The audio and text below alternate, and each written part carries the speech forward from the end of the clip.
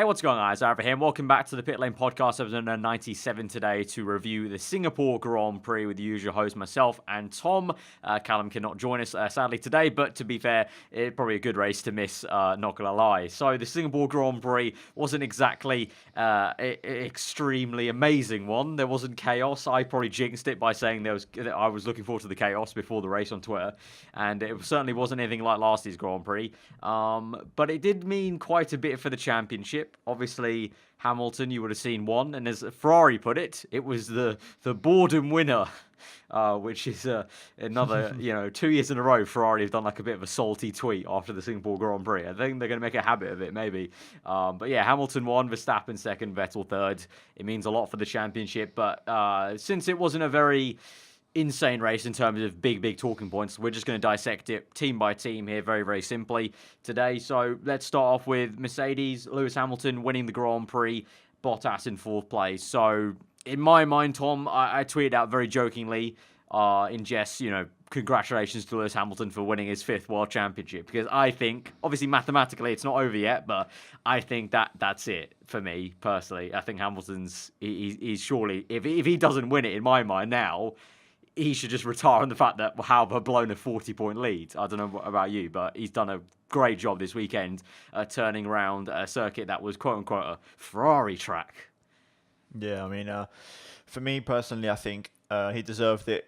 Brilliant weekend. Yeah. I definitely think they found something for this weekend. I don't think this was as much of a Ferrari race as we thought it would be. I think from the get-go, I think Friday looked okay for Ferrari, but ultimately it was Mercedes' weekend. I mean, it wasn't even a one-off of Hamilton beating Vettel. Like, Bottas beat Raikkonen also. Like, both Mercedes beat both Ferraris quite easily. So, for me, I just think they've exercised their demon. I said it after qualifying yesterday. I just think whatever they were doing wrong, they might have lost pace. I think they've just sussed it out, basically. Well, I mean, that pole lap was something else from Hamilton. Like, he was right on the edge. Special. But even then, I think he still would have. Like, there was 0.6 of a second there to Vettel. Yeah. Even if it wasn't special, he still would have done it. I just think, ultimately, I think the car was there for him, and he also put it all together. Mercedes, when it mattered, have found the pace in the car. And like I said, they've exercised their demons. Their biggest weaknesses is now, you could argue, their biggest strength, because they're strong at this sort of track. And I think this whole Ferrari being the better car, again, might have been over-exaggerated a bit. I think Mercedes is still reminding everybody that they have won the last 4 championships for a reason. So they've. I think they had to work for it a lot harder this year to bring the car back. Definitely. There was definitely a big stage of the season where the Ferrari was clearly the faster car. But I think, once again, me and you have said it before, especially you, in terms of just talking about how Ferrari go about their business year after year. It's that case of, can they keep up the rate of development? Can they keep up on top?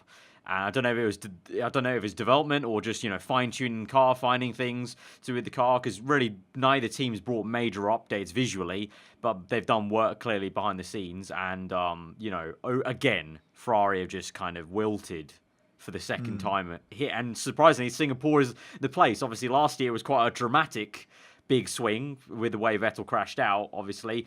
But this year is kind of just like more of a subtle sort of, like, last year was a big gunshot to Ferrari. This year was kind of like a delicate stab at Ferrari of like, this is it, mate. It's over. Yeah, to be fair, I think to put it nicely, or not nicely, but more poetically, I think the knife was dug in at Germany, and today it's been turned.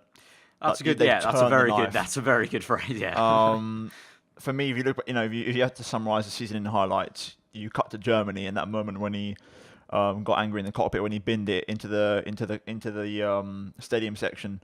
So, but yeah, I think ultimately, I literally just retweeted a tweet about 10 minutes ago before we did the podcast. With Ferrari, it's a frustrating one, at least on Twitter anyway, because you look at it and it's Ferrari fans being mad at Vettel for bottling it, Vettel fans being mad at Ferrari for giving Vettel dodgy strategies, Ferrari fans being mad at the team for making Raikkonen number 2. Loads of things, basically. It's just a toxic environment at the moment in Ferrari, and like, for me personally, the sooner Leclerc comes into the seat, the better. So I think with Ferrari, I also tweeted out earlier on, I don't know if you saw it, Vettel for me is on his last life. Mathematically speaking, if Vettel wins every single race remaining and Hamilton comes second, which in a way on paper could happen, because Ferrari still have a good car. Always could. Vettel would win the championship by 2 points. So Yeah. essentially, he is on his last life now, and he cannot make any more mistakes because it's still in his hands in a way. Like I said, if he gets first and Hamilton gets second, the best Hamilton can do is finish behind him, and it's still not enough. The second that becomes a third or a fourth place, that's when you start to really lose grasp of it. So for me, I still think it's done. I think I agree with you. I think the championship is over. Hamilton this weekend was incredible, done the job. Di Resta said it in qualifying. His lap was a championship-winning lap right there, and I completely agree with him. I think qualifying won the race today because the actual start, Vettel was good at the race start. You know, if he'd got that race start from second place, you never know, it could have been better. Verstappen as well deserved a shout out in qualifying, and Bottas. He's really faded lately, hasn't he? He's really faded compared to Lewis. It's funny how, I think we were saying, after Baku especially, he could be leading the championship, and now he's just nowhere again. He's just wilted, and he's kind of been that. Like last year, we said he was very off and on, very hot and cold. This year, it's kind of been like that, but over the course of many races, he stayed hot. He was hot for a period, and then went cold for this long ass period now. So instead of being a bit more volatile race to race, he's been volatile of swings of 3-4 races. So yeah, very very odd sense, and kind of annoys me in a way because I'd much rather have an exciting driver like Ocon in the other car to Hamilton, especially after what happened on that over this race, people in and around. Yeah, we'll get to that, but yeah, I mean, I think I do want to make a point. I think it's fair saying now. I think Mercedes and Ferrari now are just equal cars. I think even then, I said to you in Cal podcasts ago when people were saying, "Oh yeah, Ferrari now the best team," I still said I weren't convinced because it's something that I feel right.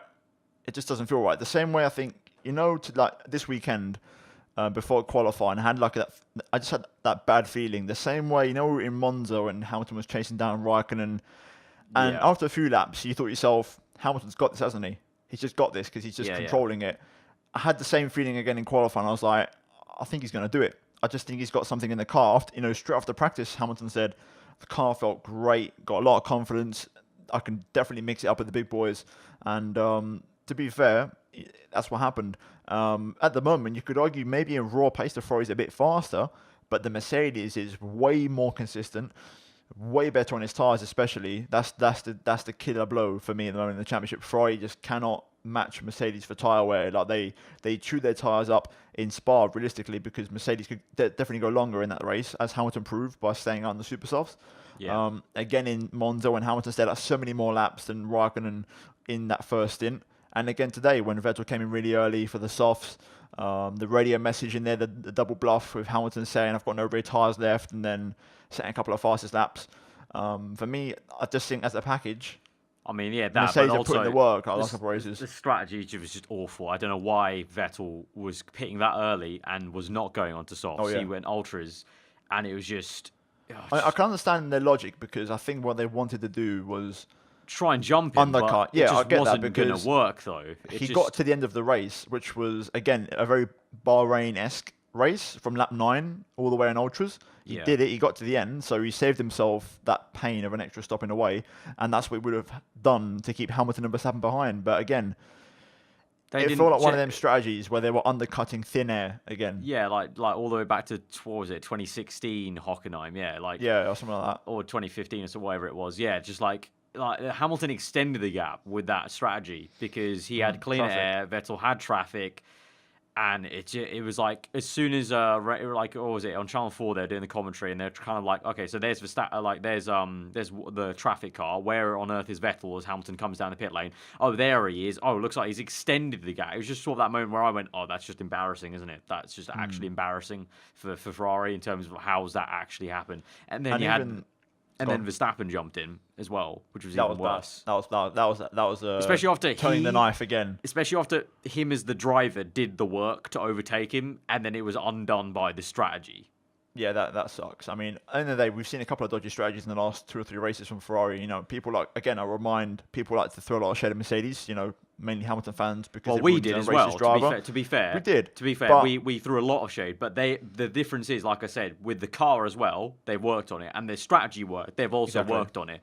I saw a tweet earlier, I can't remember who it was from, but on the timeline, there's the difference maybe between a team where someone like James Vowles comes on the radio and puts his hands up and saying, I made a mistake, and they worked at it, and now Val's has been heralded for 2 different good strategies at Italy and here.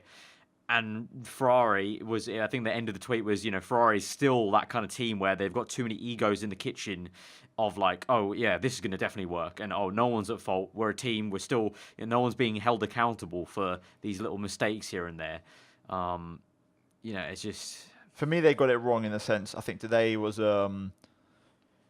It almost feels like... I understand because I said in the preview, Vettel has to win today. I said it myself.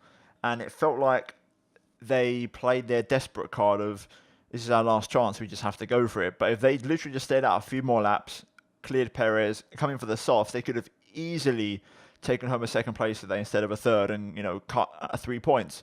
Because they were never going to win today. At no moment did Ferrari have the pace over the weekend to win. If anyone thought Ferrari were going to win today, you're watching a different race. So for me, it was about they should have just taken them second place.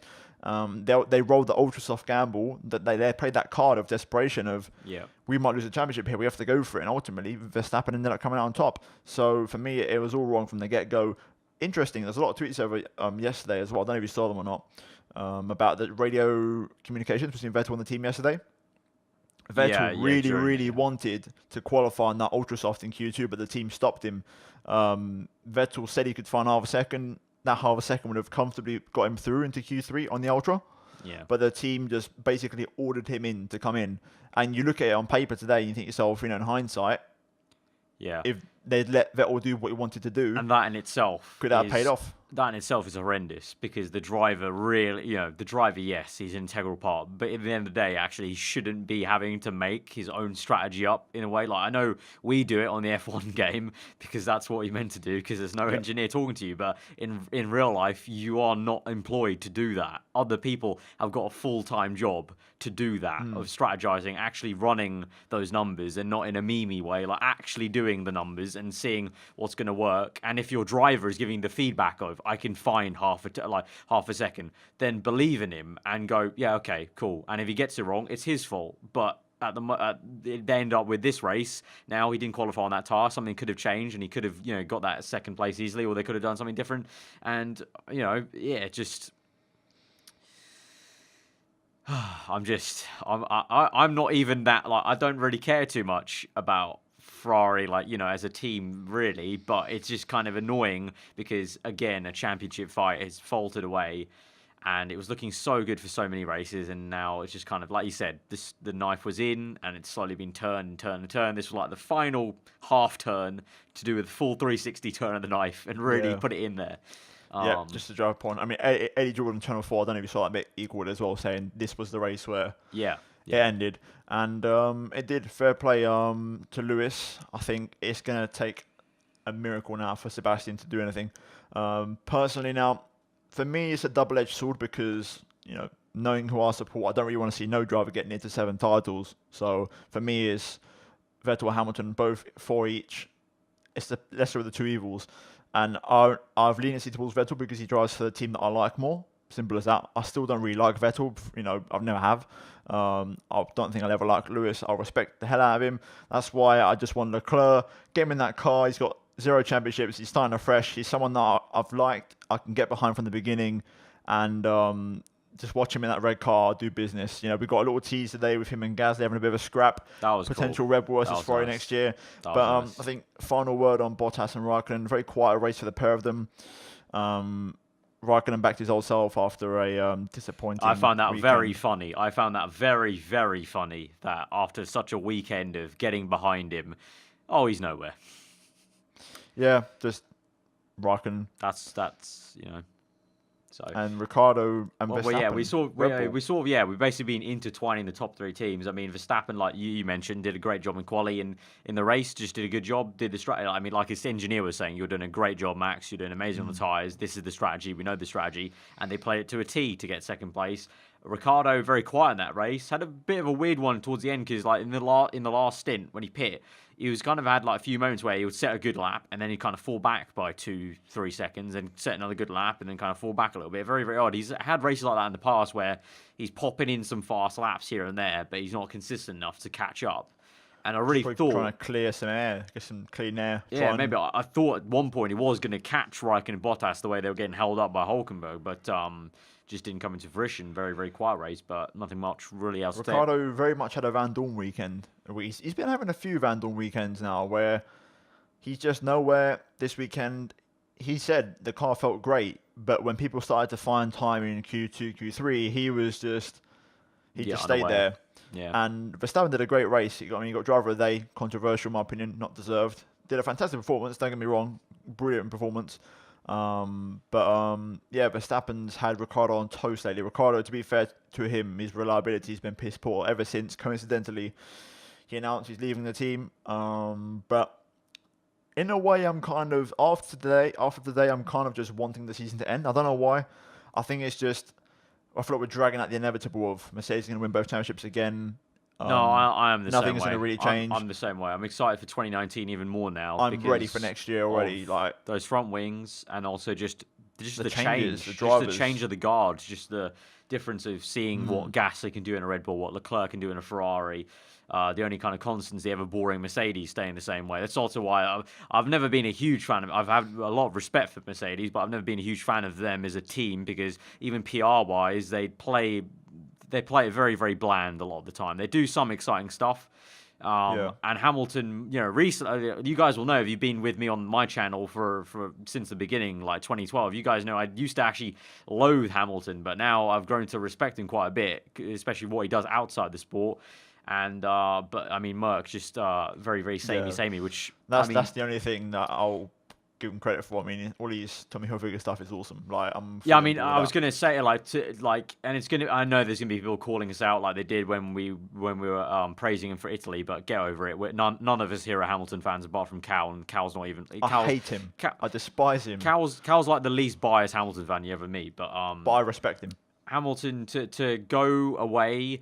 Go to I think, what was it? It was the US launch, wasn't it? He went to China, then he went to New York. Went to China, went to New York to launch his new streetwear line with Tommy Hilfiger, to do something like that whilst other drivers are relaxing and probably training and all this crap. Hamilton does that, which is very, very tiring to get on. You'll know if you've been on long haul flights. Flights are just in general tiring. To go all the way to New York to launch that, do your PR business there. At the same time, keeps Mercedes happy because you're still doing stuff with your affiliated brand of Tommy Hilfiger on the car. To come back then all the way to Singapore and then do the business like this, get a stunning pole out, probably one of the best of his career, and then to get a win like that. And to pretty much put the nail in the coffin for the championship, it can only be respected. There's no way you can hate on him. You have to respect very that. much like when Vettel, when he won his fourth championship with Red Bull, everyone towards the end just sort of started to just accept and respect. Yeah, I mean, what he achieved. It feels very much the same with Lewis at the moment, and you just got to give the guy credit, I think. Nothing more you can say. I would love to fault him at something, but he's not really done much. He's been a bit moany, a bit whiny here and there. That's that's his baggage to me. I don't like that part. His attitude stinks when it's not going his way. I don't like that part of him, but when you see him like this on the top of his racing game and also doing all this crazy stuff outside of F1, which I know the traditional F1 fans don't really get, but I think me and Tom, Tom, I think you'll agree. Like me and you can really dig that. We're really about that vibe. I'd buy the stuff he's been. Yeah, if it wasn't if it didn't have LH everywhere, I would genuinely buy a lot of that stuff. Even then, I wouldn't mind. I think it's actually really well designed stuff. And I'm looking forward to whatever else he does in the future. Anyway, but yeah, we're gonna get accused of talking too much about Hamilton anyway. So we're gonna move on then from the top three. We kind of discussed all of that and kind of did that to death.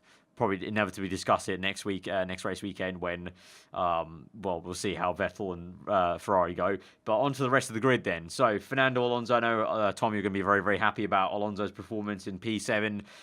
Great strategy work because he stayed out for so long and pretty much negated all the traffic issues that everyone else was having. And he got a very easy and simple P7, and Alonso does it again and drags the car up to that win in Formula B, basically. This was my driver of the day, Alonso. Absolutely brilliant performance, strategy perfect, and ultimately deserved it. I think he really did put in a stellar performance. McLaren this weekend as a whole did well. I mean, even Van Dorn got P12. Even then, No, I'm not going to say much about the battle between them. That's been well documented now. But Alonso really did just put in a shift. I know we kind of say it all the time, but it's always good to just see him again pop up in the points. P7, he's 8th in the championship. I mean, he's only one position off from Hulkenberg of being best in the rest in the bloody championship in that car.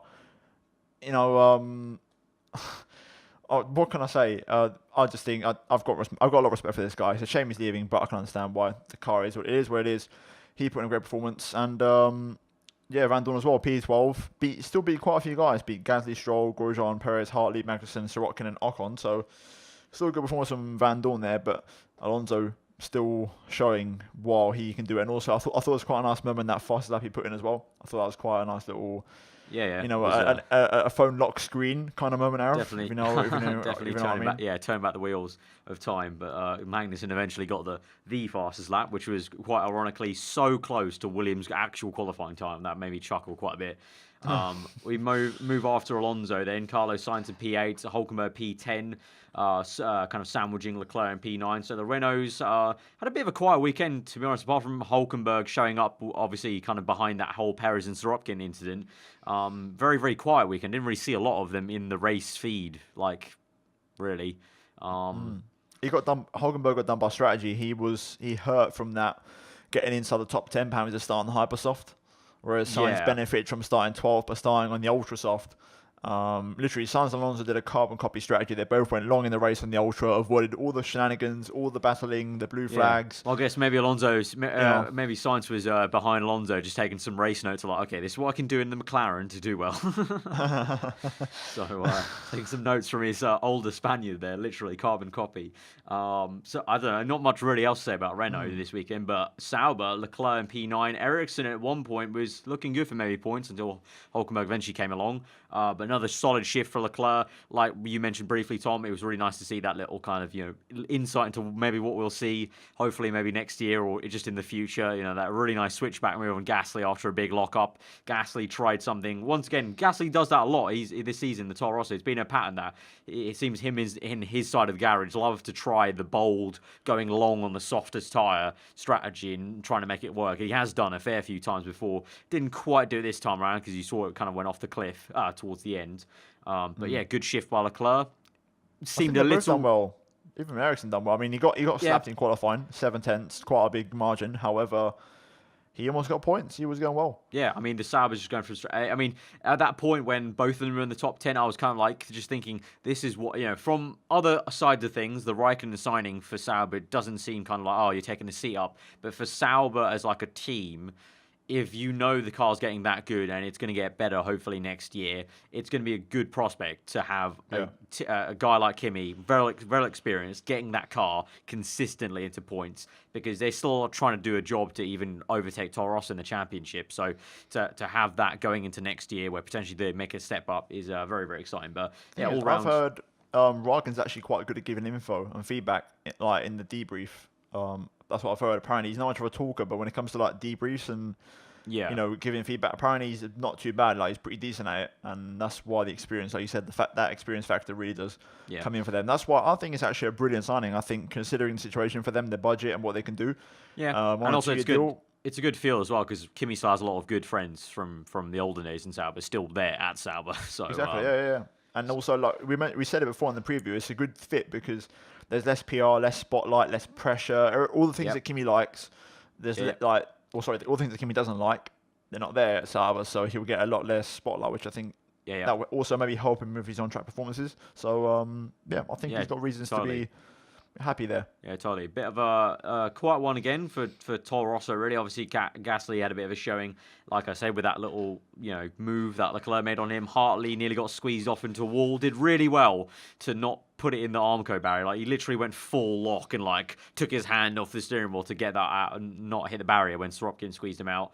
He drove a good race, Hartley. I was quite impressed. I thought he was quite feisty today. Unlucky, especially with Magnussen. Yeah, he did do well to keep him kind of at bay. His ground, but unlucky with just the battles, really. A bit of debatable defending from Sirotkin, a bit of debatable defending / attacking from Magnussen, which is not surprising. But he was, in qualifying close to Gasly. Also, he was right behind Gasly in the race until I think he did an extra stop, didn't he? So he did a 2, Gasly did a 1. So that probably set him back. But again, wasn't a terrible performance from Hartley. He's not, he didn't get slapped by Gasly or anything. He just No, had to I do an mean, extra neither of stop. them in the points, so you can't kind of fault him really in terms of what he managed to get in the race. Moving to Williams then, I guess a very, very interesting part then in the race really. Stroll, we didn't see him at all in the race, so I'm not going to even bother. Sorokin though, man, he had some spirit in that race, defending his life against Sergio Perez, which ultimately turned into a bit of a kerfuffle crash, and it looked like Perez's controller disconnected mid-race on the F1 game. He swerved across. That was just...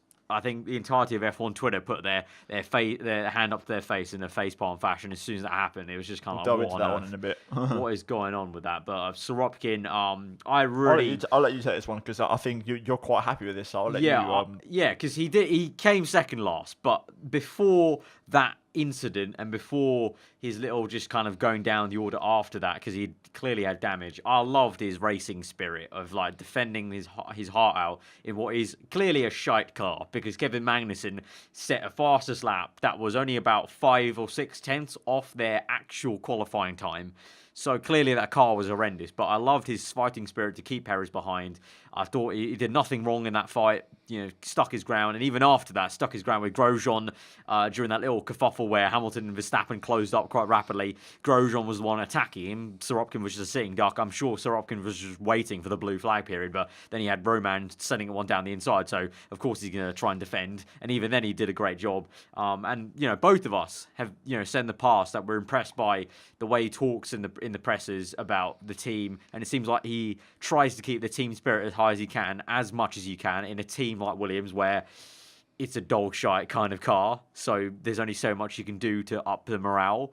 So yeah, I mean, I think GG's to him, and I think that's going to give him obviously didn't finish well, but good boost of confidence going into his home Grand Prix then. Yeah, I agree. I couldn't put any better myself. I think he drove a great race.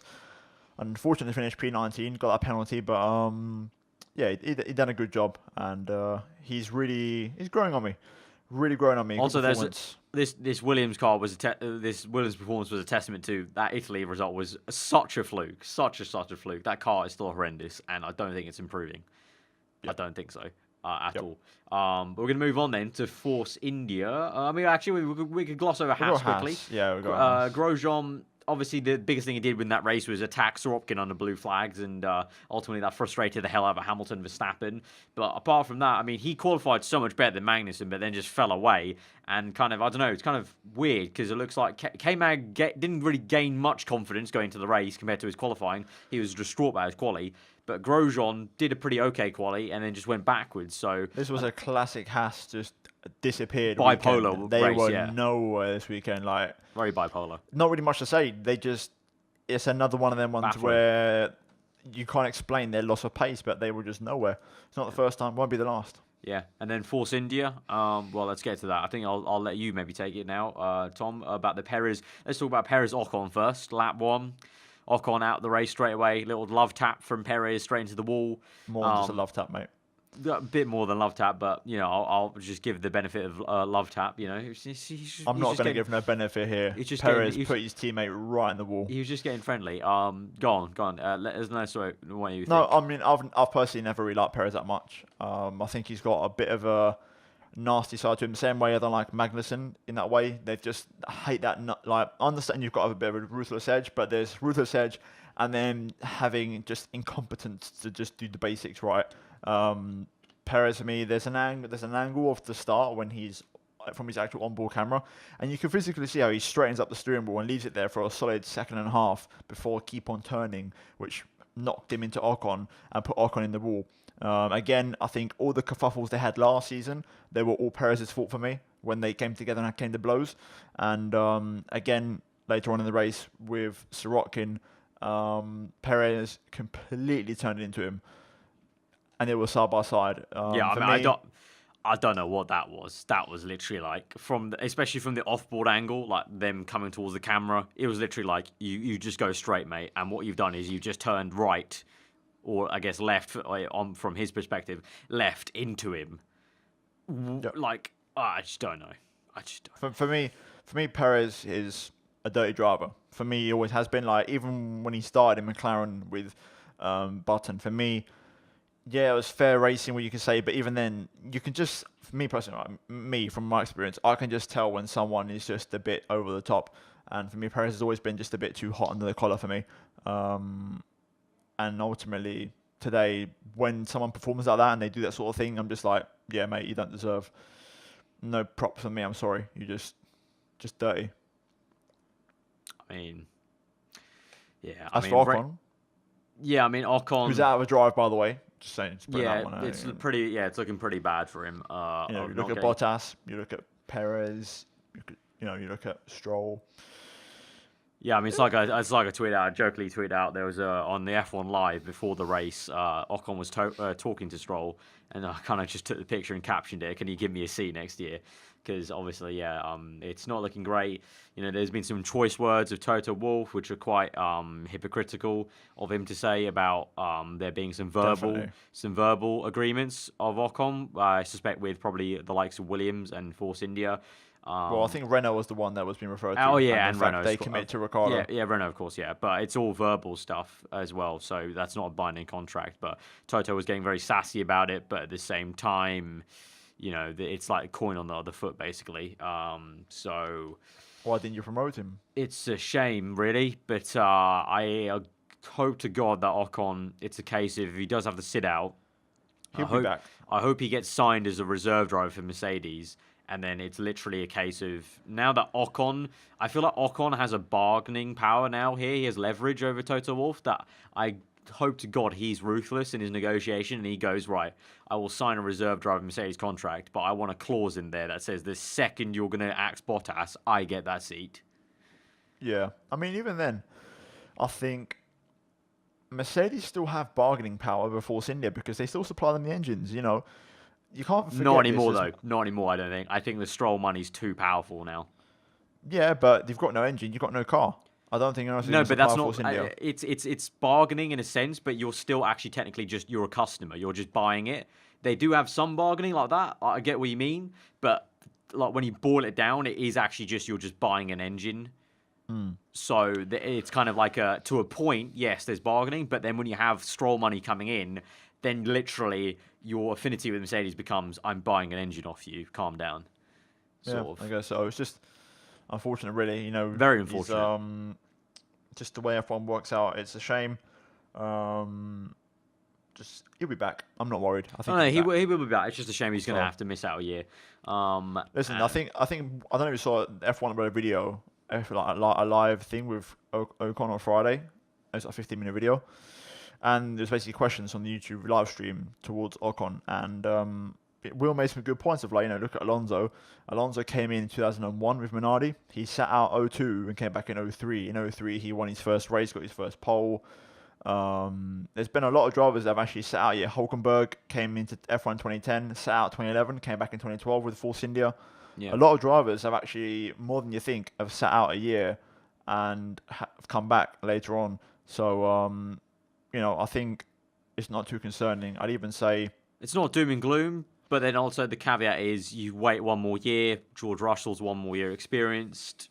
Mercedes they're going to have to, once they wait the year for Ocon, they need to make sure he is in a seat for sure. And let's not forget, they let go Pascal Wehrlein this week. Yeah. Mercedes have a bit of, it's getting away from them a little bit. It's getting away from them. Jam.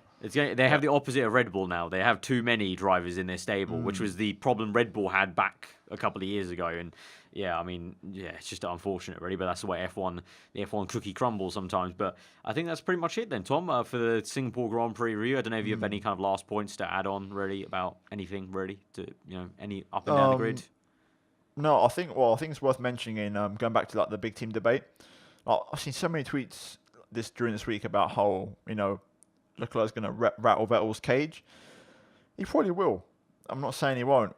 And this is mainly Hamilton fans tweeting this, but I think it's also worth noting if Toto Wolff, who's a hypocrite, had not been so safe with his team selection and actually brought in Ocon to that second seat. I'm pretty sure Hamilton would have been rattled as well if Ocon had started showing him up the same way Leclerc will probably show Vettel up as well.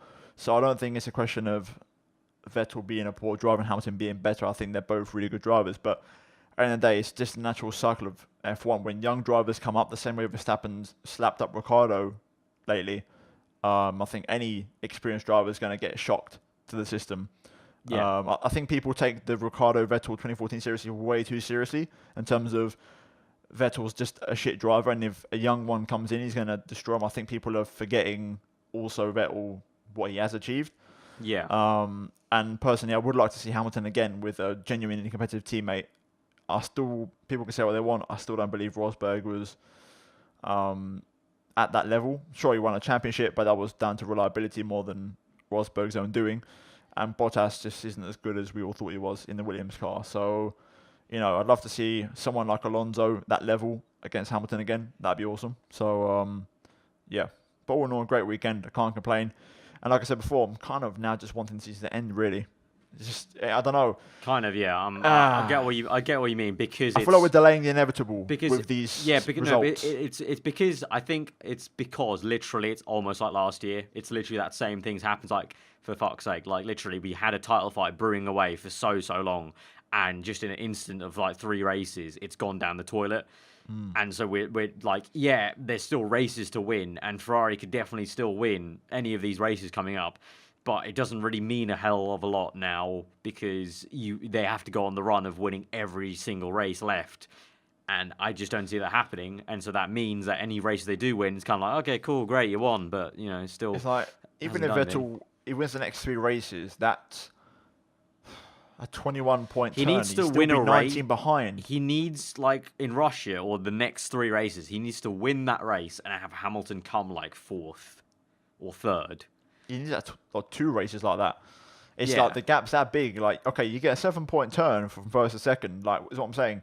I think Vettel he needs to win the next 3 at least. Like, minimum the next 3 to get 21 points. I just don't see that happening. Worse, like Hamilton, even if he gets 2nd place, it's still a 21-point turn in Vettel's favour. Yeah. And then with 3 more races to go, and the gap being 19 points, you never know. But it like you said, it's going to need Lewis to be 3rd or 4th or whatever, something like that. Like similar to Russia last year in 2017 when Hamilton I think got 4th. It was just off weekend for him. Yeah. Like, but Hamilton is on it at the minute. Like, he's been on it ever since Germany. Yeah, we'll see. There's definitely. I'm not denying though. There is a chance that he has another off one at Russia, because he's not been like. I can't lie. I'm starting to really struggle to believe it now. Singapore was never a bogey one for him as a driver. It was more the car. Whereas Russia, that was a really odd situation last year. I still don't really get why he was so off Bottas on that entire weekend. So you never know. But at the same time, I'm kind of with you. He's got that. When Hamilton gets momentum like that, he just runs with it. Especially it's tunnel vision. Especially if no one in his own team is stopping that momentum, like Rosberg kind of did a few times when they were battling. Like it's just him. The Bottas is just a blinker in the mirror for him. So yeah. We'll see how it goes out, but I'm sure there'll be some more F1 news, maybe about the remaining driver seats, maybe in the next week or whatever. So we'll kind of catch up. We'll probably be a day early or something. Maybe something like that. Yeah, I mean, we completely jinxed the Leclerc one, literally called it. But it's fine. And the Norris one. And the Norris one, yeah. We do. It's the podcast curse. Look, you want driver transfers to happen. Ricardo one. you want driver transfers to happen. Make us talk about them, and we'll make them happen the day after we post the video. But yeah, that's gonna be the review then for the Singapore Grand Prix. If you guys did enjoy it, hit that like button. Let me know what you thought in the comments below. Check us out on Twitter, links on the screen right now, and also obviously we're on audio as well, so you can check those out to get the podcast on the go. SoundCloud and iTunes below, and if you like what we do around here, you can support us directly on Patreon as well, link below, and we'll see you guys next time. Finally, if you do fancy getting yourself a racing chair, you can use the code PitlaneF1 at G2 Mega and get yourself 5% off for a desk chair or whatever, or a racing chair for your new F1 setup for F1 2018 or whatever. But yeah, we'll see you guys next time. Hope you enjoy the rest of your day. Goodbye.